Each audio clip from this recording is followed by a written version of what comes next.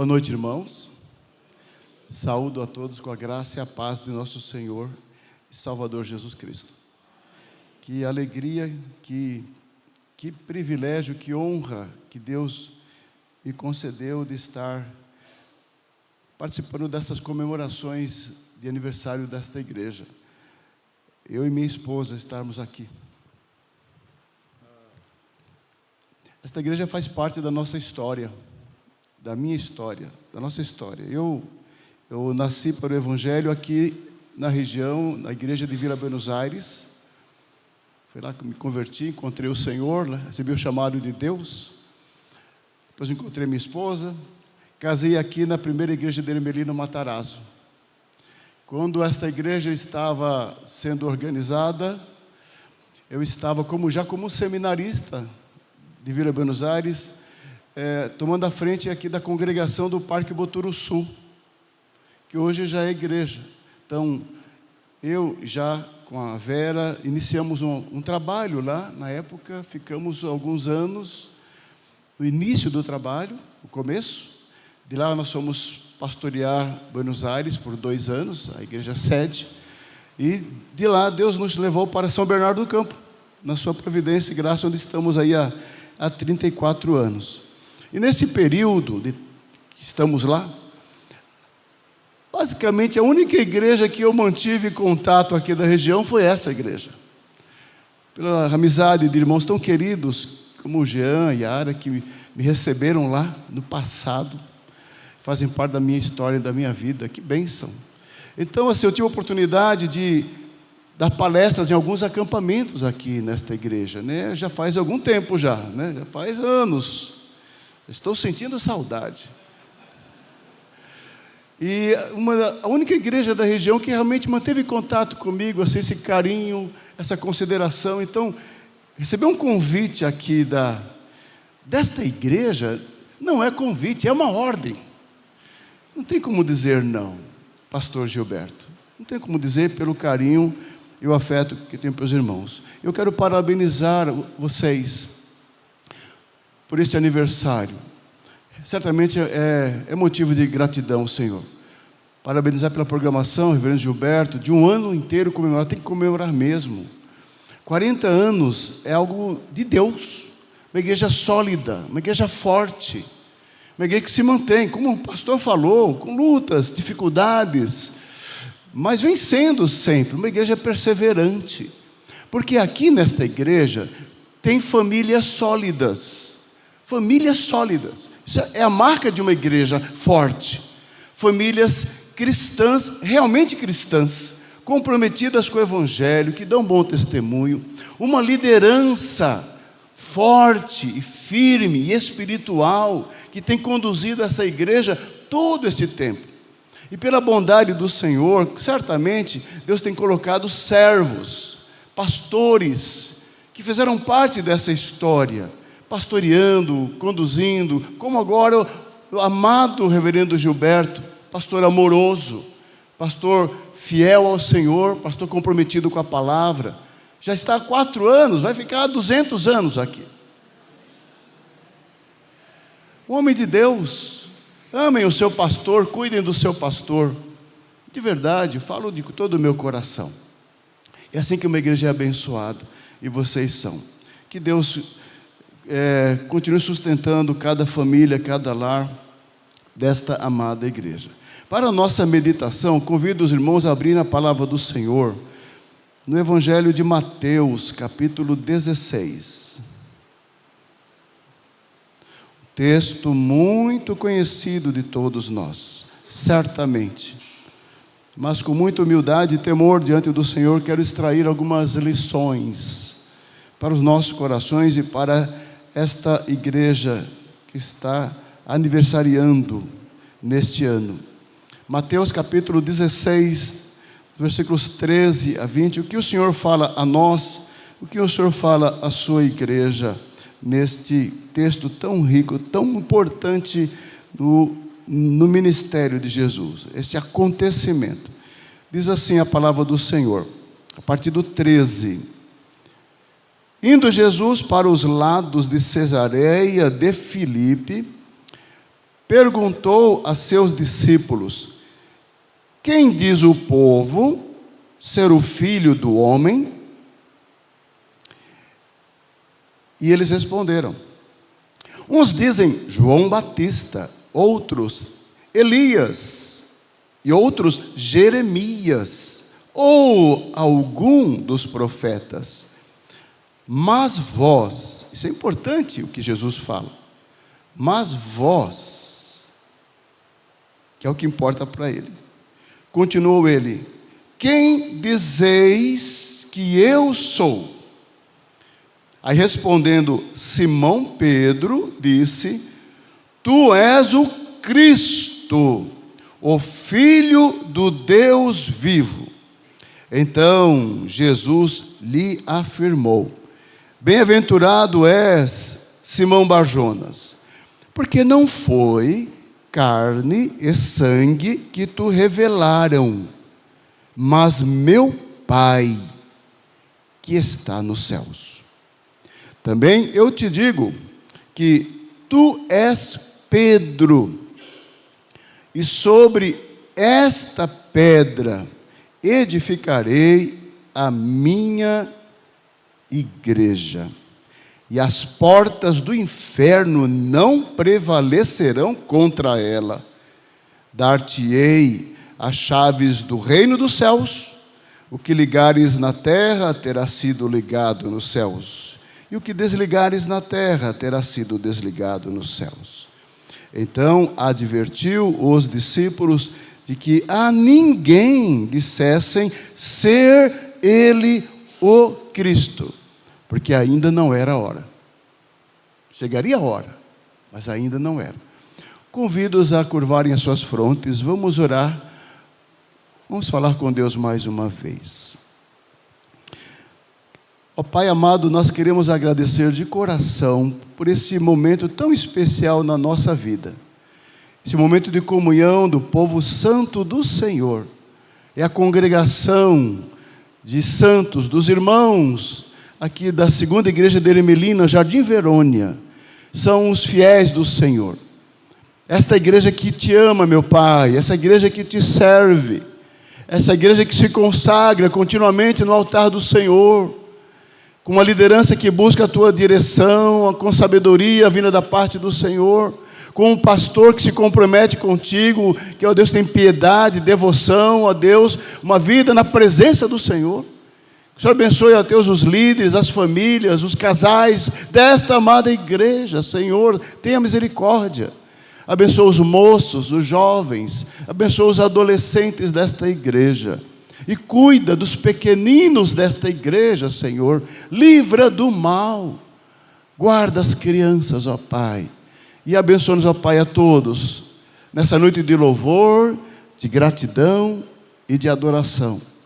Conceda-nos a Tua graça, a Tua bênção, através da palavra do Senhor.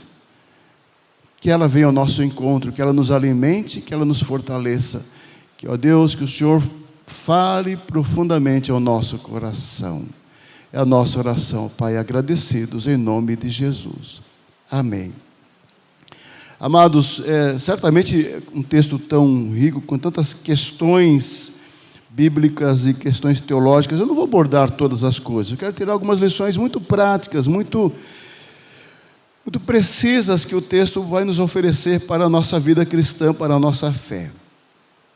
Diz o texto assim que Jesus estava indo para os lados de Cesareia de Filipe. Interessante, o evangelista deixa bem clara a questão, o contexto. E tem uma razão de ser dele explicar o contexto, senão não estaria aqui. Cesareia de Filipe é uma cidade que ficava ao norte da Galileia. Então Jesus foi até lá. Como Jesus foi em todas as partes ali da Palestina e Israel, Jesus foi até o norte. Cesareia de Filipe, nós entendemos o porquê que Jesus está falando isso aqui. Olha, Cesareia ficava mais ou menos 40 quilômetros ao norte do Mar da Galileia. Era uma cidade que foi fundada por Filipe, o tetrarca, filho de Herodes. Ele deu esse nome de Cesareia de Filipe, bem egocêntrico, deu o nome dele, porque tinha outra Cesareia na região, perto do mar Mediterrâneo, então ele deu esse nome em homenagem ao imperador e a ele mesmo. Cesareia é uma cidade interessante, era uma cidade assim aberta. Havia gente de todo lugar. Havia se entende até que havia mais gentios que judeus nessa cidade. Ou seja, uma cidade de pluralidade, de diversidade, de pensamentos, de ideias e de religião. Havia muitas religiões ali em Cesareia, interessante isso. Muitas superstições. Havia, e já houve ali em Cesareia, um centro de culto a Baal. Então, é diferente de falar de Cesareia e falar de Jerusalém, até mesmo de Cafarnaum, ou até mesmo de Belém. Vocês observam como é diferente? Havia um centro de um culto a Baal, havia templos para deuses gregos ali.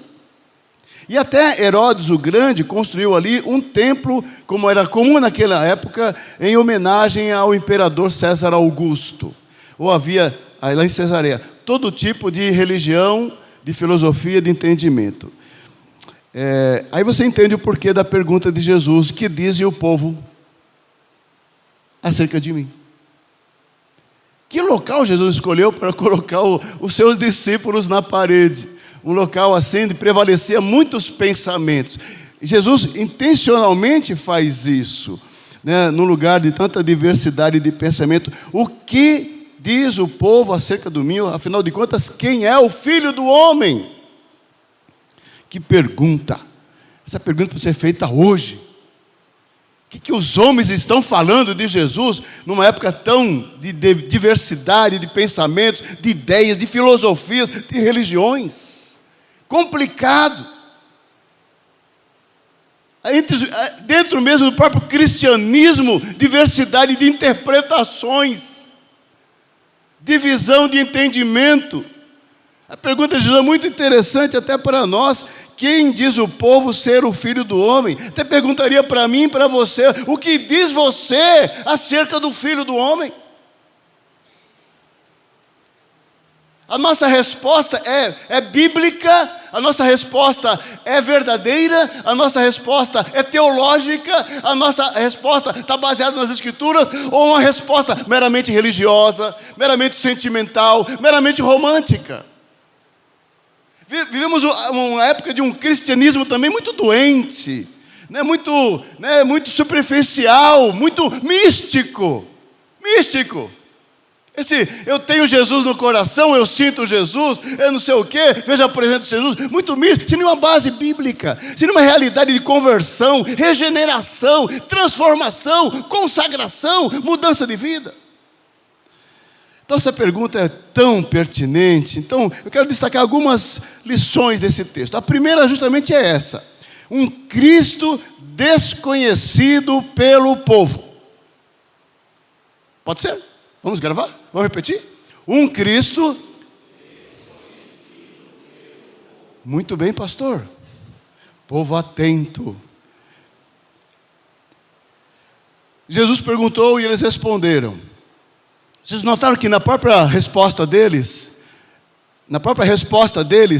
quantas ideias ali, na época de Jesus, olha, Jesus estava ali. Jesus mesmo andou ali. Ele mesmo andou por aquelas terras. Seus milagres foram tremendos em todo lugar, impactando o povo. A sua doutrina deixava os homens maravilhados. E ele estava ali. Mesmo ele estando ali, o povo não entendia ainda quem era ele. Era ele mesmo, o Deus encarnado ali presente, real. Mesmo ali, havia incredulidade, havia confusão, havia corações duros, empedernidos, incrédulos, mesmo estando o próprio Senhor da glória presente ali. Os discípulos responderam, deram uma lista. Olha, Senhor, o que nós estamos sabendo é o seguinte, é o relatório. O que nós estamos sabendo é o seguinte: alguns dizem que é João Batista, outros dizem que é Elias, outros dizem que é Jeremias, ou algum dos profetas. Vamos explicar rapidamente, para não tomarmos muito tempo aqui. João Batista, por que alguns acreditavam que era João Batista? João Batista já havia morrido. Talvez naquela região mais distante, talvez algumas das pessoas ainda não sabiam que João Batista havia morrido. Provavelmente. Ou muitas daquelas pessoas não tinham visto pessoalmente João Batista. E eles, como judeus piedosos, eles esperavam o cumprimento da profecia de Malaquias, da vinda de Elias. Esperavam. Então, talvez alguns imaginavam ser João Batista. Elias, aquele profeta do passado, da época de Acabe, lembram? Lá do passado. Um homem que fez milagres no seu tempo. Não há nenhum lugar na Bíblia que diz que Elias ia ressuscitar. Nenhum lugar na Bíblia, mas havia uma tradição judaica de que ele iria aparecer quando a profecia se cumprisse, quando o reino messiânico se cumprisse. É interessante isso, né? Havia uma tradição nesse sentido. É interessante porque quando você vê um outro texto, só um parênteses para você entender esse contexto, por que alguns achavam Elias? No Monte da Transfiguração. Lembra do Monte da Transfiguração? Jesus apareceu com duas pessoas, dois personagens. Quem? E Elias. Então, alguns terem esse pensamento não é tão assim absurdo. Jeremias, olha, as tradições judaicas ensinavam que talvez ele apareceria, né, também na época messiânica. Então havia uma expectativa. Os judeus, no seu pensamento, imaginavam os principais homens voltariam. Ou alguns dos profetas, talvez algumas pessoas, posição neutra, não sei quem é ele, algum dos profetas. É aquela maneira que tem, né? A gente não tem certeza, a gente fica em cima do muro, não vou me comprometer. Mas o que revela isso? Havia que o povo não conhecia Jesus. Vou repetir a minha ênfase. Ele estava lá. O próprio Senhor multiplicou os pães. Multidões foram alimentadas. Os milagres correram pelas cidades. A fama de Jesus. Ele estava lá, mas eles não criam, porque o coração era duro. Por que Jesus ensinava por parábolas? Ele explicou para os discípulos, porque ele ensinava por parábolas, para que os homens não vejam e não ouçam, porque eles eram maus e duros no coração. Assim eram aquela geração dos dias de Jesus. Eu pergunto a você, amado irmão, as coisas mudaram. As coisas mudaram. O coração do homem incrédulo, empedernido, endurecido, rejeita o Evangelho, despreza o Evangelho, despreza a igreja, a palavra, os crentes. Enfrentamos isso, esse contexto de um Cristo desconhecido. Essa é a primeira lição que eu tenho que tirar, depois eu vou fazer uma aplicação a nós no final sobre isso. Porque aí a palavra do Senhor se volta para os discípulos, que é o que realmente importa. E vocês? Vós, né? Ele diz. E vós o que dizeis? Aí não teve jeito, né? Não tinha como escapar, tinha que responder para Jesus. O que vocês pensam de mim? Porque o que o povo acha, ele não me conhece, não importa. Se acha que Elias, eles não sabem. Eles não me conhecem, eles não sabem, eles não conviveram comigo, eles não aprenderam comigo, eles não andaram comigo, mas vocês andaram comigo. Eu chamei vocês, vocês viram meus milagres, meu ensino, vocês viram. Eu andei sobre o mar, eu acalmei a tempestade, ressuscitei pessoas, curei leprosos, paralíticos, ensinei sobre o reino e a minha palavra deixava os homens perplexos pela autoridade da palavra, do discurso. E vocês? Aí se levanta, como sempre se levantava Pedro. Pedro era aquele rapaz ali, impulsivo. Tinha os seus bons momentos, mas teve os seus momentos mais complicados, chegando a negar Jesus, né, porque seu temperamento tão extrovertido. Mas nesse momento ele se levanta E ele faz uma das respostas mais preciosas da Bíblia, mais importante, uma das declarações mais lindas das Escrituras. Se não dizer teologicamente mais fundamentais da vida da igreja, que atravessa séculos e aguarda a consumação do século. Tu és o Cristo. Não tem como enfatizar mais do que isso. Tu és o Cristo. Aí o complemento ainda é tão grande quanto essa afirmação. O Filho do Deus vivo. Meu Deus! Não podemos ler um texto desse, porque nós temos esse pecado. A gente lê a Bíblia assim devocionalmente, parece que a gente está lendo um livro de romance ou ficção, né? Assim, te passa assim em textos, a gente nem presta atenção na palavra, muitas vezes. Nós pecamos por isso.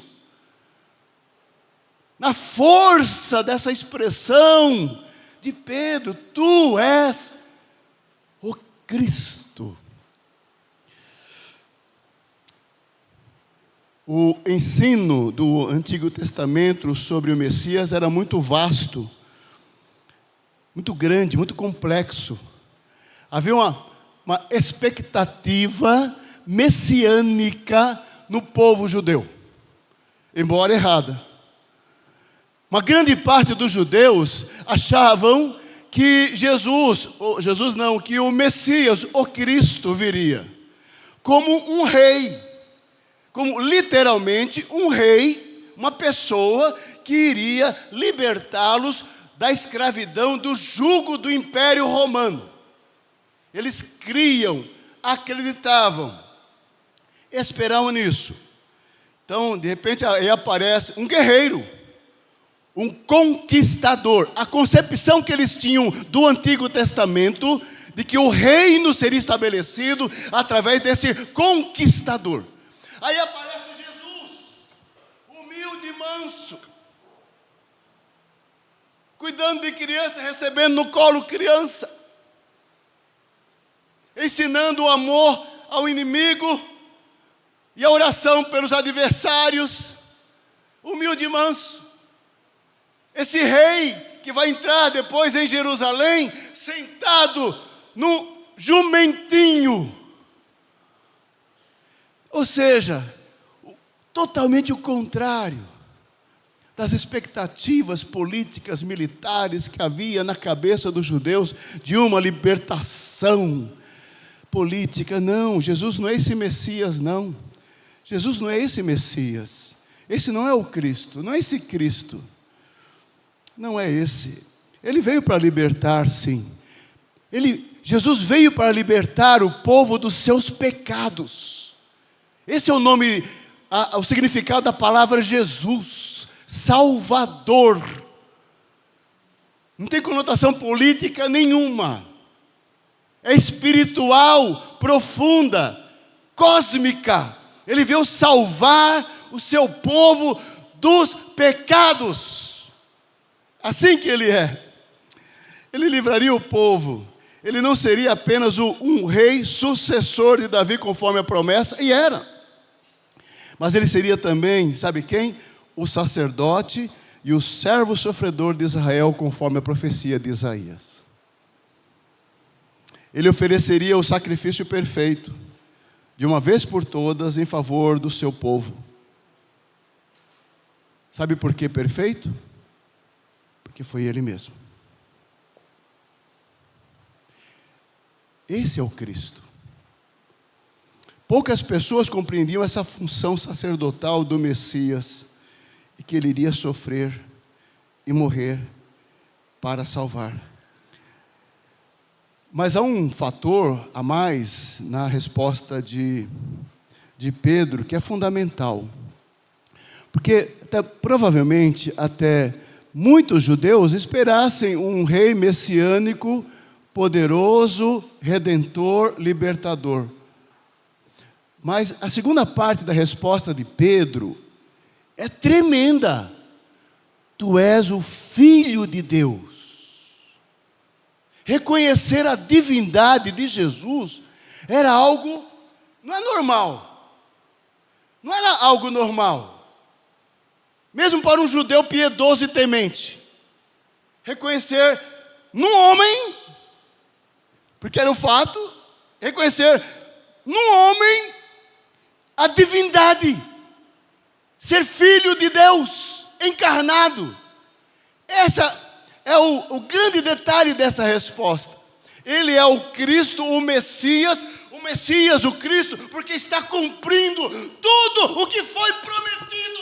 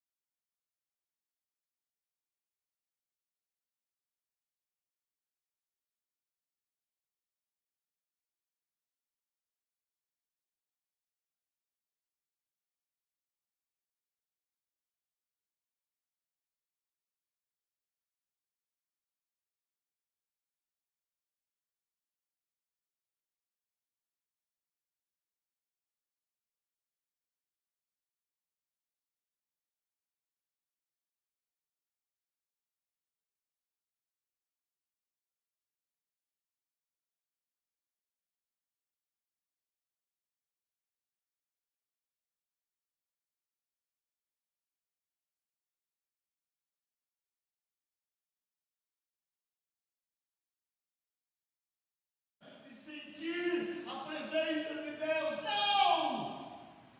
É de um Deus real, está fora de mim, mas eu creio nele, eu creio no que ele fez na cruz, morrendo pelos meus pecados. Olha o que Pedro disse: Tu és o Cristo, o Filho de Deus, o Filho de Deus. Aí vem a... Fiquei empolgado, fiquei emocionado. Aí vem o filho, obrigado, os irmãos fizeram assim desesperadamente. Aí vem a resposta de Jesus: Bem-aventurado és tu, Simão Barjonas, você é bem-aventurado. Aí ele explica, né? Aí o que é tremendo, a graça, isso é graça, tudo é graça. Ele fala assim, ó: você não diria nada disso se pelo Deus, pelo Pai Celestial, não fosse revelado no teu coração. Ninguém afirma Jesus é o Senhor se não for pelo Espírito Santo de Deus. Ninguém. Não é questão da inteligência, do cognitivo, da intelectualidade, da persuasão, do convencimento. Não. Confessar Jesus e declarar: Ele é o Senhor da minha vida, Ele é o meu Redentor, é obra da graça no nosso coração. É algo extraordinário, é algo divino, é algo divino, é algo tremendo demais, é algo indescritível. Nós, escravos do mundo, do pecado, do diabo, a nossa mente dominada por um monte de tradição e filosofia, ignorante e cego. Quem somos nós para dizer: eu me converti? Converteu nada, Deus te converteu. Deus nos tirou do lamaçal do pecado. Deus nos tirou das trevas, da ignorância, da podridão, da cegueira. Ele nos tirou e nos trouxe para o reino do Filho do seu amor. E abriu a nossa mente, abriu o nosso coração, abriu o nosso entendimento, nossa compreensão. Eu creio, agora eu creio. Não acreditava, eu não entendia, mas agora eu creio, Senhor. Isso é tremendo demais, amados. Que afirma, não é à toa que Jesus fala que sobre esta afirmação Ele vai edificar a sua igreja, porque isso é algo divino, não é forjado pela igreja, isso não é mera teologia, mera doutrina decorada. Isso é graça na vida dos eleitos do Senhor. Isso é tremendo. Cristo é o Salvador prometido, Ele é o Filho de Deus. Se nós considerarmos Jesus apenas um grande homem, um grande profeta, somente, os livros de história dizem isso. Até outras religiões não cristãs dizem isso. Os muçulmanos dizem, não, nós cremos em Jesus, Ele é o profeta. Nós também acreditamos em Jesus, foi um grande profeta. Mas não o profeta, não o único profeta, não o enviado de Deus, o único e incomparável. Jesus não se compara a nada, nem a ninguém. Não se compara. Essa tendência pluralista do pós-modernismo, de que todas as religiões são válidas. Você sabe que tem tendências no cristianismo mais liberal aí que começa a aceitar essa ideia.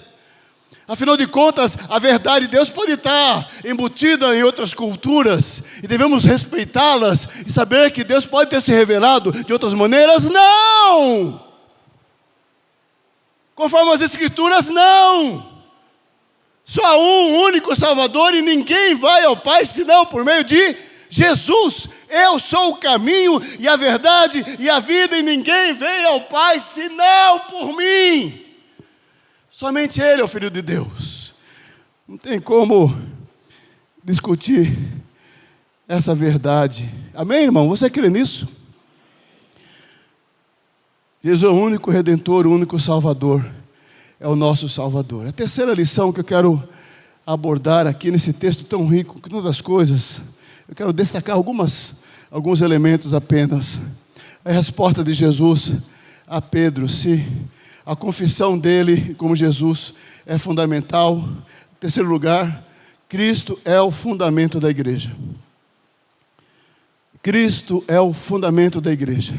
Porque aí vem a resposta extraordinária de Jesus a Pedro, que visita a história do cristianismo e da teologia.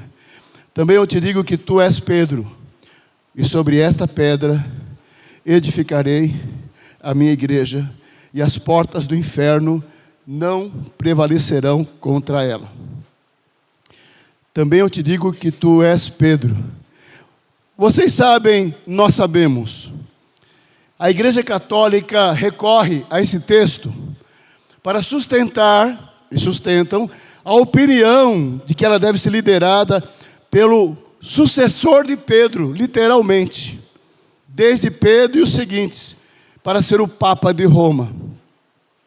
Então Roma afirma, e não mudou, que a igreja está edificada sobre o único apóstolo, que é Pedro. No entanto, esta compreensão da igreja romana não é de acordo com uma boa exegese do texto, e aquilo do que Jesus realmente está dizendo. Porque o que Jesus está dizendo é que Pedro era a pedra por causa da sua confissão. Na verdade, a pedra angular é Jesus, e Pedro é uma rocha aqui sobre o qual vai ser edificada. Mas a confissão é que a igreja será edificada. Tu és o Cristo, o Filho de Deus vivo. A convicção de que Jesus é o Cristo. Esta convicção é fundamental na vida da igreja. Uma igreja que se esquece dessa confissão ou a nega, não é absolutamente uma igreja. A base da igreja é a nossa fé em Cristo. A base da igreja está sustentada, desta igreja, 40 anos, porque aqui Cristo está presente na vida de vocês, na fé de vocês, no testemunho de vocês, na salvação de vocês, está presente de verdade no lar de vocês. Quando ele fala, eu edificarei a minha igreja, olha que interessante, eu edificarei a minha igreja. É a primeira vez que a palavra igreja aparece no Novo Testamento. Aqui, isso que é a importância desse texto. Em outras passagens, a palavra igreja vai aparecer muito. Lá em Atos vai aparecer bastante. E vai se referir a uma igreja local. A maioria das passagens é uma igreja local. Uma igreja local. Mas aqui, quando ele fala, eu edificarei a minha igreja.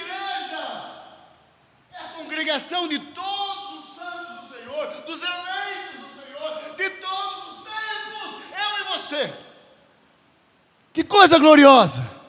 Nós estamos aqui nessa promessa e profecia de Jesus se cumprindo durante 2000 anos.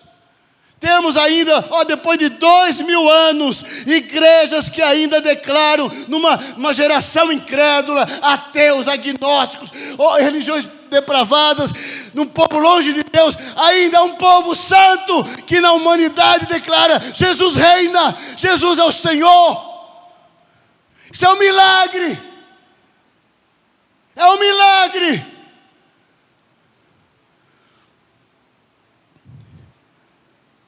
Quatro verdades eu quero destacar nessa expressão, eu edificarei a minha igreja. A primeira delas é o seguinte: Cristo, e somente Cristo, é o fundamento da igreja. É minha igreja. Ele é a pedra angular. Jesus é a pedra fundamental, sobre a qual a igreja está edificada. Não há outro fundamento, nenhum outro. Não é instituição, não é organização, não somos os homens, é Cristo é o fundamento. Por favor, abra sua Bíblia, por gentileza, irmãos, para que leiamos juntos. Efésios capítulo 2, versículo 19. Efésios 2, 19. Até o 22.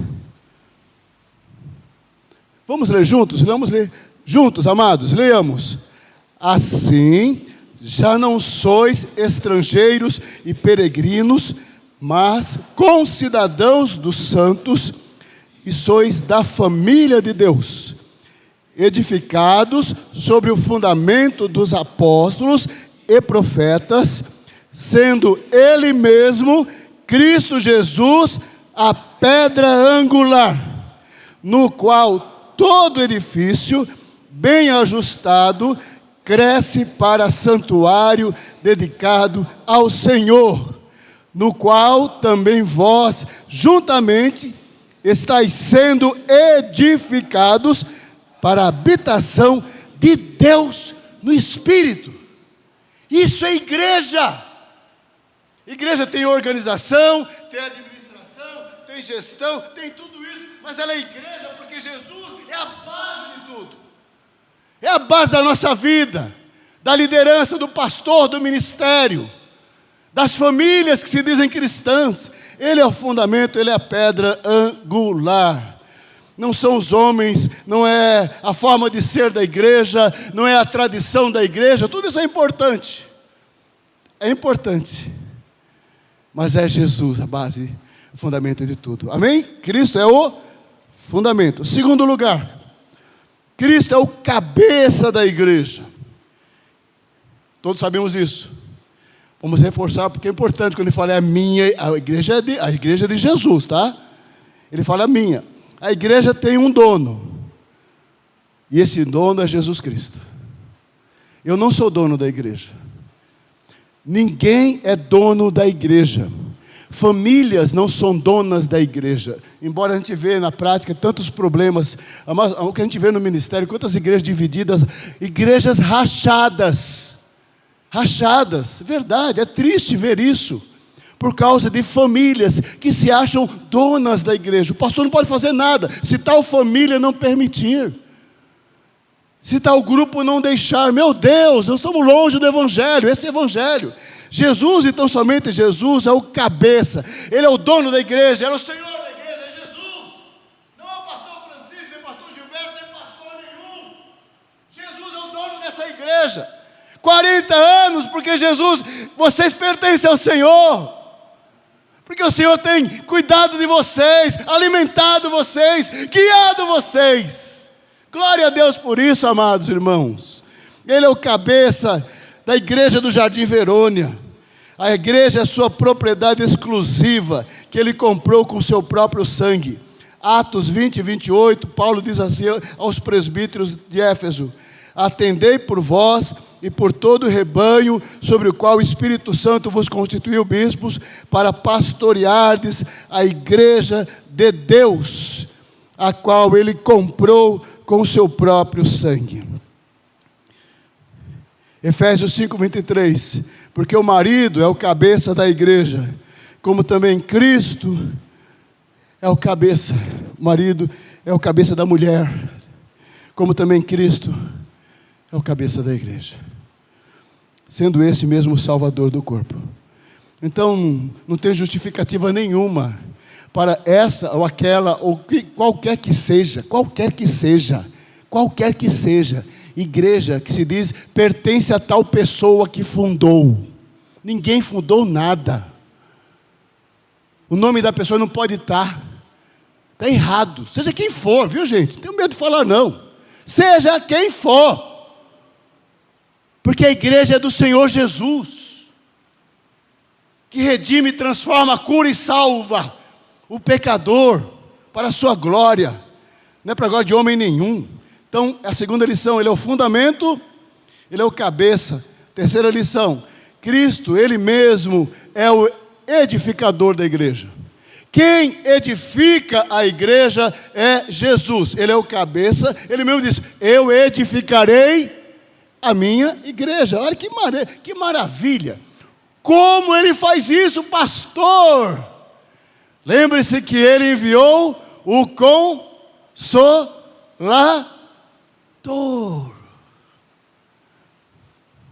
É o Espírito Santo do Senhor sobre a igreja.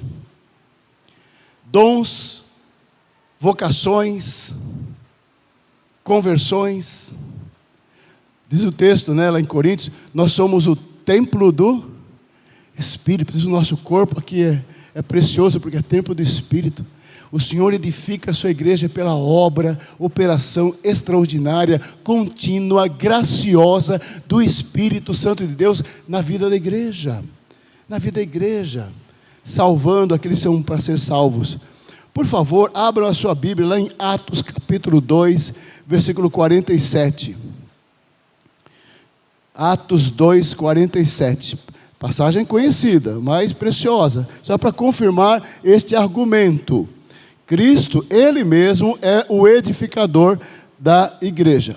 Atos 2, 47, vamos ler juntos? Louvando a Deus e contando com a simpatia, enquanto isso, acrescentava-lhes o Senhor, dia a dia, os que iam sendo. Quem é que acrescenta os salvos na igreja? É o Senhor, amados. Nós evangelizamos, nós convidamos, nós oramos, nós nos esforçamos, mas a obra é dele. Ele quem converte, quem convence, quem transforma, quem liberta e quem salva é ele, não somos nós. Por mais que nós desejemos, né, no nosso coração, porque nós choramos por isso, mas a obra dele, glória a Deus por isso, para que a glória não seja nossa, é sempre dele. Quem é que dá o crescimento para a igreja? E vai trazendo uma família, uma família, uma família, uma família, é o Senhor. É o Senhor. Abram a sua Bíblia também, estamos terminando, gente. 1 Coríntios capítulo 3, versículos 5 a 7. 1 Coríntios 3, versículos 5 a 7. Primeira carta de Paulo aos Coríntios 3, 5 a 7. Havia uma divisão lá em Corinto. Os crentes estavam divididos na sua carnalidade. Eu sou de Paulo, de Pedro, de Apolo, até de Cristo. Aí Paulo fala, né? Vocês não estão entendendo nada. Aí ele responde, vamos ler juntos, dos 5 ao 7. Quem é Apolo e quem é Paulo? Servos por meio de quem crestes. E isto conforme o Senhor concedeu a cada um. Eu plantei, Apolo regou, mas o crescimento veio de Deus. De modo que nem o que planta é alguma coisa, nem o que rega, mas Deus que dá o crescimento. Então, glória a Deus por isso, porque vocês são abençoados por Deus. 40 anos não é pouca coisa, é sinal que o Senhor está presente na vida de vocês, tem sustentado, tem preservado, com perseverança. O Senhor está entre vocês, guardando e salvando as pessoas, amém? E salvando.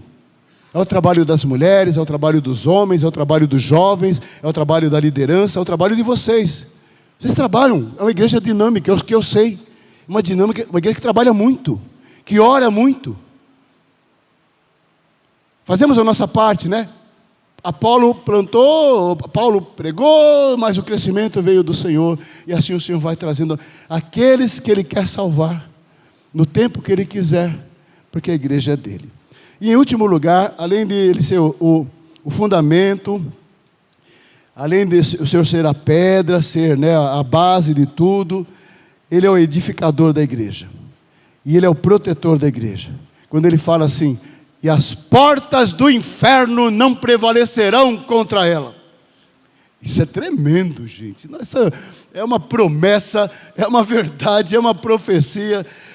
Jesus é aquele que sempre intercede pela igreja, está no céu intercedendo por nós, é aquele que voltará um dia, cheio de poder, majestade e glória, porque Ele é o nosso protetor. Ele é aquele que cuida da sua igreja, mesmo que a igreja passe e passa 2000 anos de lutas, batalhas, martírio. Quantos mártires, quantos irmãos perderam a sua vida por causa da fé? Quantos não foram crucificados, morreram na espada, decapitados? Quantos na história do cristianismo? Quantos ainda hoje, lá na África, lá na Ásia, cristãos são presos, são sequestrados, casas queimadas, pastores mortos, quantos viúvas, hoje em dia órfãos e viúvas, a igreja perseguida, você sabe disso. Você acompanha na missão, a missão Portas Abertas traz depoimentos emocionantes, mas essa igreja mesmo sofredora, ela é vencedora, ela é abençoada, ela é vitoriosa, mesmo quando nós, constrangidos no mundo incrédulo, cético, que acusa os crentes, que zomba do crente, o jovem crente na faculdade, o jovem crente ele é constrangido, nossos adolescentes na escola, eles são bulinados, nossos adolescentes, uma sociedade assim que ri do evangelho, incrédula com seus valores e conceitos, sua ideologia de gênero, uma cultura sem Deus, quer impor na igreja, na sociedade brasileira, uma cultura sem Deus. Mas o Senhor está conosco, é aquele que nos dá coragem para testemunhar da nossa fé, para ensinar os filhos, ó filho, nós vamos seguir adiante, você é crente, não tenha medo dos seus amiguinhos não, Jesus está com você, amado, fortalecer nossos jovens, diante da dificuldade do mundo, que oferece tantas coisas, continue dando testemunho, meu filho amado, seja crente, mesmo no meio da perversidade, que está aí, se oferecendo ali, muito mais perto da gente do que a gente imagina, aos nossos moços, nossos jovens, e até as nossas crianças, mas Jesus é o nosso protetor, Ele sempre cuidou, e Ele sempre cuidará de nós. Aí eu peço que os irmãos, para finalizar, abram lá em Romanos capítulo 8, versículo 31, e veja que coisa maravilhosa. Romanos capítulo 8, Jesus é o protetor da igreja, mesmo que ela sofra e passe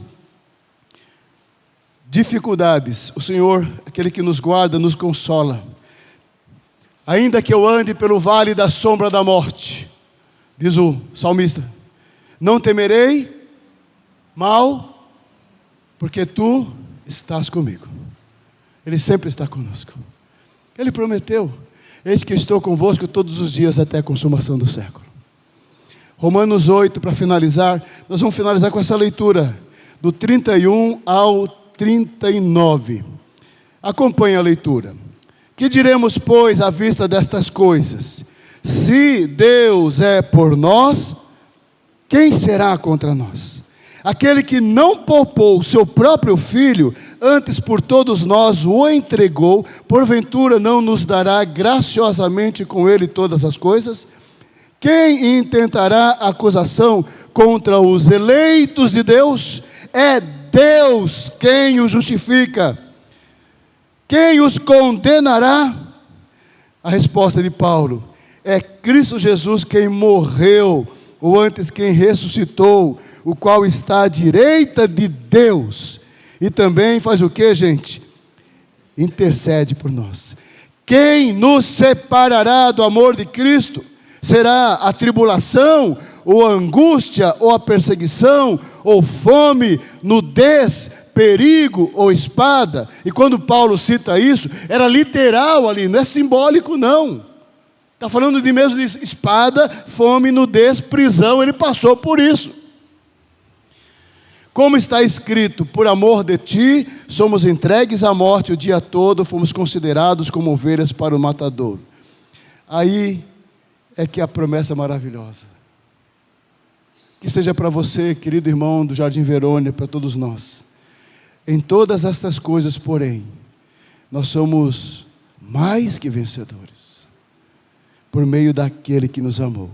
Porque eu estou bem certo de que nem a morte, nem a vida, nem os anjos, nem os principados, as potestades, e nem as coisas do presente, as tribulações, nem do porvir, nem os poderes, nem a altura, nem a profundidade, nem qualquer outra criatura poderá separar-nos do amor de Deus que está em Cristo Jesus, o nosso Senhor.